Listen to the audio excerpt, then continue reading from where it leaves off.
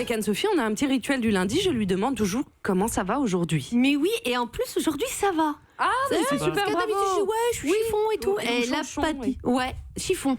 J'aime bien cette petite C'est vrai. expression. Mais Et là- non, j'ai passé un bon week-end. J'ai passé un week-end fructueux, j'ai envie de dire. J'ai assisté à la baby shower de ma cousine, figurez-vous. Alors, une baby shower, c'est une fête pour se réjouir de l'arrivée d'un enfant. Fêter une future naissance, célébrer la vie. Ouais, c'est chiant, ouais. Alors, déjà, il n'y avait pas d'alcool. Et alors, moi, s'il n'y a pas d'alcool, un gâteau rose et des tire-laits en cadeau, j'appelle pas ça une fête. Non, j'appelle ça... En fait, non, j'appelle pas ça du tout parce que j'y vais pas. Voilà. Mais là, j'ai pris sur moi, vraiment. Et alors, grosse erreur.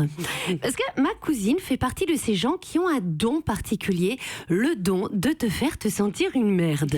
Voilà. Par exemple, elle est enceinte depuis 8 mois, hein, et donc elle a pris 7 kilos. Ah ouais. Et elle m'a dit, alors tu vois, c'est marrant parce que la seule chose que j'ai envie de manger depuis que je suis enceinte, c'est des myrtilles. Mais alors, mais qu'est-ce que je peux manger comme myrtilles? Oh là là. Alors que toi, à 8 mois, t'avais pris 23 kilos et t'étais capable de manger un animal de taille moyenne, pourvu qu'on ait mis de la mayo dessus. Hein. 7 kilos, c'est ce que je prends en hiver, donc pas à cause d'une grossesse, à cause d'une raclette. Hein, voilà. Donc bref, la baby shower de ma cousine, il y avait plein de petites choses à manger, des petites miniardises, tout ça, mais elle avait aussi confectionné elle-même un magnifique gâteau avec la photo de son échographie dessus. Aïe, aïe, aïe. Ah ouais. Alors du coup, c'est l'occasion pour moi de faire une petite liste des choses qui me mettent mal à l'aise. Alors, en 1, on retrouve un gâteau avec une échographie dessus, évidemment.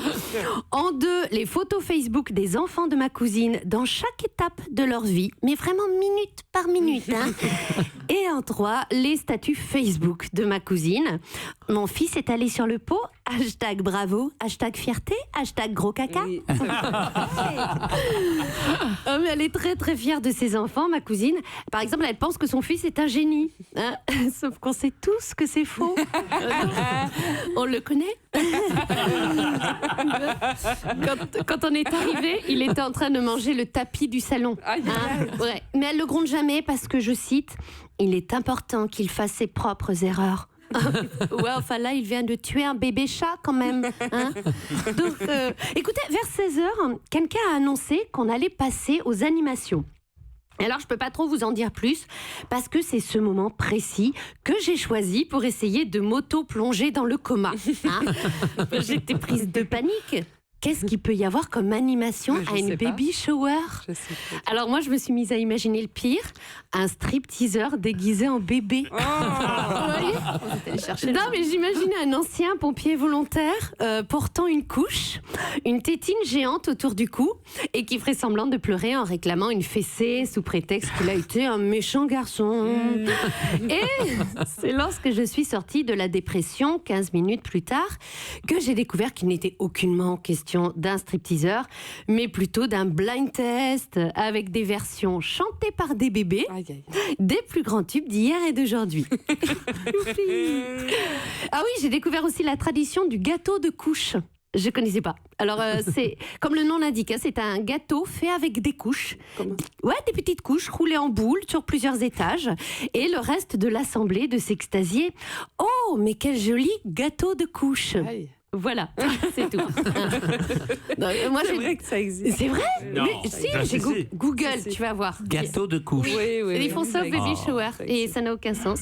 Alors moi, j'ai demandé très naïvement à ma cousine si le futur papa faisait pareil de son côté. Mais non, tu sais, ça reste quand même un truc de fille. Tu m'étonnes. La couche est une passion toute féminine.